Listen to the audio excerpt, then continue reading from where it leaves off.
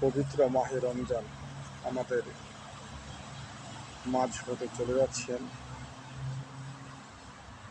তা আমরা সকলেই পবিত্র মাহে রমজানের আসনে রোজা রাখি, আল্লাহর হুকুম আদেশ মেনে চলি। যে আল্লাহ আমাদের সৃষ্টি করেছেন পবিত্র মাহে রমজানে রোজা রাখার জন্য, আল্লাহকে ভয় করার জন্য, আসেন আমরা সকলে রোজা রাখি, মহান আল্লাহকে ভয় করি। তো ইনশাল্লাহ আশা করি আমরা সকলেই পবিত্র মাহে রমজানের উসিলা করি আল্লাহর কাছ থেকে পানা চাবো, আল্লাহ যেন আমাদের জীবনের সমস্ত গুনাহ মাফ করে দেন, কারণ মহান আল্লাহ মহান গাফুরুর রহিম। আল্লাহর কাছে চাইলে সমস্ত কিছু ক্ষমা করে দেবে। তো সকলে ভালো থাকবেন। আসেন আমরা আল্লাহর কাছে প্রার্থনা করি আল্লাহ যেন আমাদের ক্ষমা করে দেন। আল্লাহ হাফেজ।